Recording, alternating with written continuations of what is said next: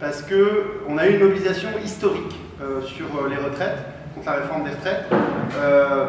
Macron n'a pas perdu, mais on n'a pas gagné. Enfin, Macron n'a pas gagné, mais on n'a pas gagné non plus, en gros. Personne n'a gagné, personne n'a perdu pour l'instant. On est suspendu dans la lutte des classes. Et bien à un moment, on est voilà, au milieu du guet, on ne sait pas comment ça va tomber, de quel côté ça va tomber. D'abord, il faut quand même rappeler que la mobilisation était historique, au moins depuis 95, alors on peut débattre, 95, 68, voilà, mais elle est historique pour plusieurs raisons. La première, c'est que c'est une unité syndicale extrêmement forte, de la CFDT jusqu'à Solidaire, etc., qu'on a eu depuis le mois de janvier 13, je crois c'est ça, 13 mobilisations. On les compte plus. On les compte plus. Souvent au-dessus du million, même selon la police. Et donc ça, c'est historique. Là où il y a eu un point faible dans la mobilisation qui fait que pour l'instant on n'a probablement pas gagné, lui-même il avait dit d'ailleurs, Macron, qu'il lâcherait si il y avait le pays était paralysé. Nous n'avons pas réussi à bloquer le pays. Je l'avais déjà dit à la précédente assemblée de circonscription, c'est ça qu'il faut qu'on réfléchisse. Pourquoi on n'y arrive pas à bloquer le pays? Je voudrais remarquer que quand les Allemands se mettent en grève, il n'y a aucun transport qui circule, aucun. Quand c'est aucun, c'est aucun. Donc, je pense qu'on a perdu des capacités de force en termes syndicales notamment. Donc, moi, je vous invite tous et toutes à vous syndiquer. C'est le truc voilà, de base. Le bilan que je fais quand même de la période, c'est qu'il faut qu'on se syndique pour qu'on soit plus aguerri dans chaque entreprise pour pouvoir mener des mouvements de grève qui sont plus durs. Voilà. Parce que, effectivement, pour l'instant, on n'arrive pas réellement à monter le niveau de radicalisation. Ça, c'est le premier élément, et moi, c'est ma première conclusion, mais je veux bien qu'on en discute. Bon. Néanmoins, le mouvement n'est pas fini, parce qu'il y a eu la séquence des casserolades. Il y a une prochaine date de mobilisation le 6 juin, parce qu'il y a un moment encore important à l'Assemblée nationale, et ça, je vais essayer de vous l'expliquer, le 8 juin. Alors, qu'est-ce qui va se passer le 8 juin? On a, vous le savez, des niches. Donc en gros, c'est le moment où à l'Assemblée nationale, les oppositions ont l'ordre du jour. C'est-à-dire qu'ils peuvent décider de l'ordre du jour. Sinon, c'est le bureau de l'Assemblée nationale qui décide de l'ordre du jour, et donc c'est la formation majoritaire qui décide de l'ordre du jour. Et donc c'est pour ça que la plupart des propositions de loi que nous faisons ne sont jamais inscrites à l'ordre du jour. C'est pour ça que quand on dit, moi j'ai fait une proposition de loi sur l'enseignement supérieur et la recherche, on en avait parlé la dernière fois, et les gens me demandent, alors quand est-ce qu'elle passe à l'Assemblée? Bah jamais. Non, mais c'est vrai, jamais, parce qu'en fait, jamais ils vont mettre les propositions de loi de l'opposition, sauf lors des niches. Et là, on a la niche Lyot. Alors Lyot, c'est un groupe à la fois ultramarin, de centre, droite, gauche. Il y a aussi des socialistes dissidents qui sont à Lyot, notamment Catherine, c'est ça, je crois, qui vient d'être élue. Martine. Donc c'est un groupe qui n'est pas des révolutionnaires. Hein. Bon. Mais ils ont été pour la motion de censure, c'était leur motion de censure qu'on a soutenue, et là ils ont décidé de proposer dans leur niche une motion d'abrogation de l'article qui fait passer de 62 à 64 ans, pas toute la loi, mais cet article-là.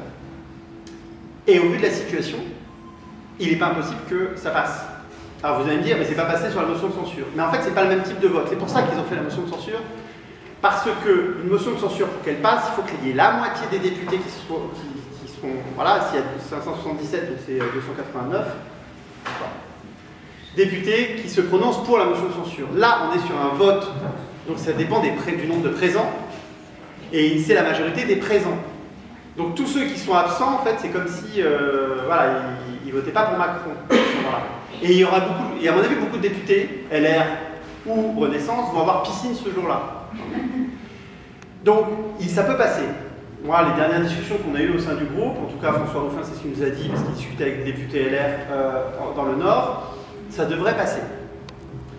Alors là, on s'est dit, mais qu'est-ce qui se passe si ça passe? Alors j'ai enfin le fin mot de l'histoire, parce que je discutais avec des collègues. Si ça passe, c'est pas encore gagné, parce que ça doit passer au Sénat. Et ensuite, au Sénat, il y a une commission mixte paritaire, mais s'il n'y a pas de commission mixte paritaire, normalement, le dernier mot est à l'Assemblée. Donc normalement, si ça revient à l'Assemblée et que c'est la même majorité, ça repasse et on les a. Hein. Enfin, au bout d'un moment, c'est quand même le trou de souris que nous laisse la 5e République. Sauf que comme c'est le bureau de l'Assemblée nationale qui décide ce qui est à l'ordre du jour, ils peuvent décider de ne jamais le refaire passer à l'Assemblée. Mais on a trouvé une astuce. On peut le remettre dans une autre niche. Alors il y a un collaborateur qui est là depuis pas mal d'années qui m'a dit bah, le truc c'est que ça s'est jamais fait. Jamais on a essayé ça, donc il faudrait voir avec des jurys si ça peut passer. Mais on peut, mais quoi qu'il se passe, si on gagne le vote, de toute façon, ça affaiblit tellement Macron, bon, que quelqu'un de raisonnable devrait te dire bon allez là j'arrête. Le problème c'est que l'animal n'est pas très raisonnable, vous l'avez compris. Mais pour que l'on puisse gagner le 8 juin, il faut que la pression ne retombe pas. Parce que si certains ont peur, et je dis vont avoir piste, c'est-à-dire qu'ils vont s'abstenir, ou notamment pour les abstentions, ceux qui vont finalement pas avoir le courage d'aller voter contre, ça va dépendre quand même du climat du pays le 6 juin. Donc si on a une mobilisation aussi forte qu'au 1er mai le 6 juin, alors là ils sont vraiment dans la panade. Et à mon avis, on risque de gagner le vote le 8. Donc c'est pour ça que c'est très important qu'on soit très nombreux encore dans la rue le 6 juin. Je sais que c'est fatigant, je sais que c'est difficile pour beaucoup d'entre nous, d'entre vous surtout, parce que moi, je ne sais pas, mais d'entre vous, parce que chaque journée de grève, c'est difficile. Mais en tout cas, il faut être nombreux en manifestation. Donc trouver le moyen à Marseille, quand la manifestation en général elle commence à 10h30, mais en fait à midi, et voilà, s'il n'y a pas besoin d'être en grève, en fait, il suffit de ne pas manger le midi, de manger un sandwich et venez à la manifestation. Voilà pour la situation, on va dire, au niveau de la réforme des retraites. Je vous ai parlé un peu de l'Assemblée nationale, donc je vais enchaîner sur le climat à l'Assemblée nationale. Ils sont assez consternés, les députés, quand même, de la majorité. D'abord, les députés Horizon et Modem sont très en colère. Et ils sont absents. On a gagné sur plusieurs choses là, dans la niche donc, du groupe communiste. Deux choses très importantes qu'on a gagnées. On a gagné la renationalisation, notamment d'EDF. Et il y a eu le fait que les soignants puissent revenir, voilà, vous connaissez. Donc ça, c'est deux choses qu'on a gagnées face à la Macronie. Et pour EDF, c'est quand même assez important, et ça a été un arc des forces, voilà, et ils ont tout fait pour l'empêcher. Donc on a gagné, pourquoi aussi? Alors, sur le papier, on devait gagner, puisque a priori LR était pour la renationalisation, enfin pour les amendements pour la proposition de loi de GDR sur et des communistes, ils étaient pour, le RN aussi, nous aussi. Donc c'était normal qu'on gagne. Mais on a quand même gagné assez largement, parce que les députés macronistes ne se sont pas mobilisés. Voilà. Et encore hier soir, il y avait sur le drapeau, alors normalement le drapeau ça devait passer, drapeau européen obligatoire sur toutes les... Voilà. Ce truc-là, c'était fait uniquement pour nous emmerder, parce qu'ils savaient très bien que LRRN était contre, que a priori la France Insoumise était contre, mais que le Parti Socialiste et ELV étaient pour. Voilà. Et donc ils se sont dit, ah tiens, on va faire un truc pour les faire chier. C'est vraiment Aurore Berger ça. On va faire un petit truc là pour les faire chier, et donc ils ont fait le drapeau européen partout. C'est vrai que c'est pas un débat passionnant. Mais en fait, ils se sont enlisés dans ce débat-là, et ça a failli ne pas passer, cette affaire. Ça s'est joué à 10 voix, et hier soir, c'est pour ça qu'on est fatigué, hier soir à minuit, on devait s'arrêter, sans le vote, et la présidente qui était Renaissance a dit, bon, on arrête, à minuit, on arrête, et là, il y a eu suspension de séance à 23h59, et Aurore Berger est allée insulter la présidente de l'Assemblée nationale pour lui dire que non, il fallait faire une prolongée. Alors que le bureau n'avait pas décidé d'une soirée prolongée, donc normalement on n'avait pas le droit de faire une prolongée. Mais elle a fait une sorte de coup d'État, Aurore Berger, et elle a décidé qu'on faisait une prolongée hier soir. Donc on a voté à minuit 30 et ça s'est joué à 10 voix. Sur un truc où normalement ils auraient pu gagner facilement, parce qu'elle est mobilisée sur une histoire, elle est mobilisée les députés sur une histoire de drapeau européen sur le fronton des mairies. Bon. En plus ils ont produit un amendement sur les portraits de Macron. Je passe les détails. Mais on a gagné, alors on a quand même gagné un amendement de mon camarade de Léaumont qui était très malin. Il a rajouté qu'il fallait que partout il était inscrit liberté, égalité, fraternité. Ah, et là ils étaient bien embêtés. Et donc là on a gagné. Mais il y a quand même 12 députés macronistes qui ont voté contre. Ils se sont dit c'est LFI, on vote contre. Je suis un peu con. Donc ça, on sent bien qu'ils sont fragilisés. Alors ils essayent de reprendre la main de deux façons. Et je dirais sur l'Assemblée sur ces deux points. Première façon, ils essaient de reprendre la main avec cette réforme sur le lycée professionnel. Bon, sincèrement, c'est pas une grande réussite leur affaire, mais néanmoins, il y a un rouleau compresseur qui nous dit l'apprentissage c'est génial, on fait baisser le chômage avec ça, etc. Donc moi j'intervenais ce matin justement sur autre chose, mais qui est relié à ça. Ils ont une proposition de loi sur favoriser Erasmus, c'est-à-dire la mobilité à l'européenne pour les apprentis. Moi, j'ai défendu que c'est une très belle idée, mais telle qu'ils la mettaient en œuvre, c'était assez dangereux et que c'était c'était un peu encore un coup de marketing. Mais globalement, il y a vraiment une offensive là-dessus, donc il faut qu'on en discute, il faut qu'on travaille le dossier parce que les gens peuvent se dire c'est bien que les jeunes aillent travailler, enfin, ça passe ce truc-là. En réalité, moi ce que j'ai dit ce matin, il faut le rappeler, hein, c'est qu'un jeune sur 3 qui rentre en apprentissage arrête en fait. Un jeune sur 4 arrête la formation, un jeune sur 3 quitte l'entreprise. C'est ça les vrais chiffres. Et quand vous avez 16 ans, là pour le comprendre au débat de ce matin, vous avez 16 ans, l'employeur vous dit « Ah, ça serait bien d'aller en Allemagne, te former dans la filiale de Michelin ou je sais pas quoi ». Ah, le gamin, oui, la mobilité c'est génial, mais des fois, si le gamin veut dire non, vous voyez qu'il a à 16 ans, il va dire à son patron qu'il prend en apprentissage, je te dis non. Puis si c'est pas l'allemand et si c'est pas l'anglais, imaginez le danger sur la chaîne de production que c'est pour lui. Donc en fait, c'est pas si simple que ça, ces affaires. Bon. Donc globalement, ils sont sur ça. Néanmoins, les profs et les syndicats sont rassemblés. Je viens du rassemblement là, à 16h où ils attendaient la ministre. Et globalement, ils avaient déjà reculé en janvier, la ministre avait reculé parce qu'ils voulaient diminuer le nombre d'heures en cours pour augmenter le nombre d'heures en apprentissage. Et ça, c'est une aberration. Parce qu'en gros, envoyer des gamins qui maîtrisent mal un certain nombre de fondamentaux dans l'entreprise, c'est mauvais pour le gamin et c'est mauvais pour le patron. C'est pas vrai que c'est bien. Et c'est pas vrai qu'apprendre l'anglais, quand vous êtes maçon, vous l'apprenez avec votre maître d'apprentissage. C'est pas vrai. Enfin, et pourtant, des fois, c'est utile, parce qu'on peut avoir des clients qui ont besoin de parler anglais. Hein. Donc, ça va pas. Et les gens se mobilisent. Deuxième façon d'essayer d'éteindre le feu, c'est de nous parler, évidemment, des migrants. C'est le truc habituel. Mais alors là, ils sont embêtés. Alors, c'est un running gag. Cette affaire, c'est qu'au début on devait avoir une loi, ensuite on devait avoir 2 lois saucissonnées, c'était Macron, je ne sais plus quand, ensuite la loi a été reportée en septembre, et là finalement ils nous disent bah non, la loi est en juillet.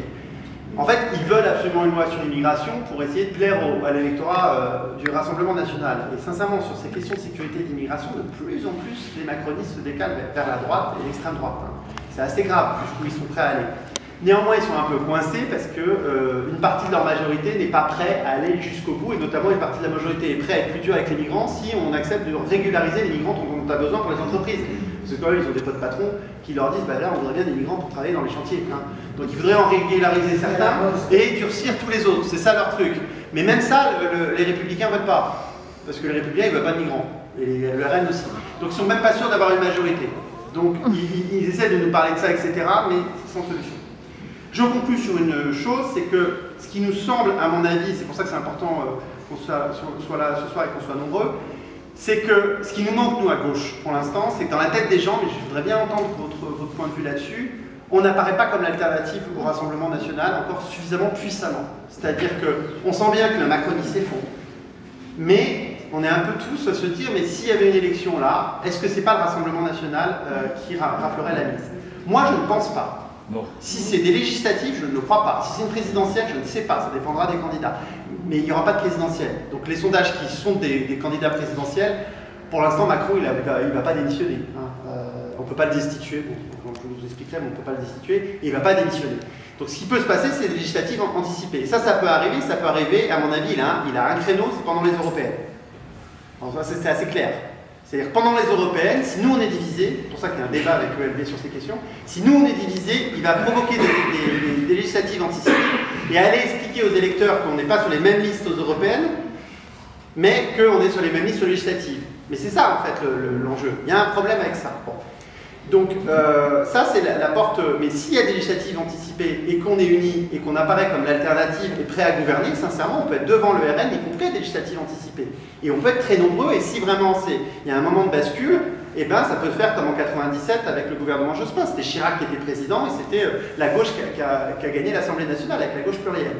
Donc on est vraiment dans ce type-là. En plus, c'est 2 ans après, ça peut être 2 ans après le mouvement social. Donc c'est vraiment similaire à ce qui s'est passé entre 95 et 97. Il n'y a pas tellement de raisons que ça ne se reproduise pas. Déjà, Le Pen faisait des gros scores en 95, hein, je vous rappelle. Pas complètement dans une situation très différente. Le problème, c'est qu'il faut vraiment qu'on apparaisse comme rassemblés et en capacité de gouverner. Et c'est là où il faut qu'on progresse. On en a discuté dans notre groupe inter-UPS. Rassembler, nous on l'est à l'Assemblée nationale, je voudrais vraiment vous dire ça. Même, des fois on n'est pas d'accord, de temps en temps, mais c'est pas grave. On ne va pas voter tout le temps les mêmes textes. Bon, ce matin on n'a pas voté exactement de la même façon, c'est pas très grave. Mais par contre sur les grandes lignes on est souvent d'accord, on tape de la même façon. Et puis même quand on n'est pas d'accord, là sur l'apprentissage ce matin, les socialistes ont voté exactement le contraire de nous, mais en fait on a dit à peu près les mêmes choses. À la fin on ne vote pas la même chose, mais dans les éléments de discussion et de débat, ils disaient la même chose. Donc, globalement, je pense qu'à l'Assemblée nationale, on fait le job, on ne le communique pas assez. Moi, j'ai essayé de travailler là-dessus, c'est-à-dire vous dire quand est-ce qu'on fait des propositions de loi NUPES, quand est-ce qu'on travaille vraiment à l'échelle de la NUPES, et on va essayer de faire quelque chose, je crois, partout en circonscription, on va essayer en mois de juin. Alors moi, j'ai fait un article dans Regard où je propose de faire des forums de la NUPES, type forum des luttes, forum des urnes, voilà. Ça peut être des agoras, ça peut être des assemblées, ça peut être des cafés, ça peut être, on s'en fout, mais on fait des trucs ensemble. Bon. Et peut-être dehors pour que ça soit plus public. Voilà. On prend la rue, on prend les places, on se débrouille. Ça, il faut le faire. Et puis après, d'un point de vue politique, là, effectivement, on a une difficulté. On s'est discuté peut-être ailleurs, hein, c'est pas notre assemblée de circonscription, mais on a une difficulté parce que les partis politiques, quand ils se rencontrent, pour l'instant, c'est pas le même ton que quand c'est l'intergroupe NUPES. On va dire que les unitaires sont dans l'intergroupe parlementaire, et par contre, quand les partis se rencontrent, voilà, c'est pas. Vous avez vu, il y a eu une rencontre, pour l'instant, ils n'ont rien décidé. Parce que ça coince au niveau des européennes. Pour des raisons que vous pouvez expliquer, hein, on n'a pas exactement la même façon depuis très longtemps de concevoir l'Europe. Ça s'est vu encore sur le drapeau. Bon, et donc est-ce qu'on est capable d'avoir une liste commune aux européennes? Moi je dis pas que c'est simple, je pense qu'il faudrait le faire. Mais je dis pas que c'est super simple, hein, parce que moi, sincèrement, la position de Jadot sur l'Europe, c'est pas la mienne. Hein. On peut débattre, c'est pas simple. Bon. Mais il faudrait le faire. Mais comment on fait pour faire avancer sans qu'on ait l'impression que... Voilà, c'est tout le débat. Voilà, j'espère avoir pas été trop long, j'ai été trop long toujours. Bon, il y a eu évidemment d'autres choses dont je vous reparlerai plus tard quand on parlera de la circo, notamment le logement et tout ça. Voilà, on ouvre un moment de débat là-dessus, je sais pas moi, combien de temps jusqu'à 20h. Allez.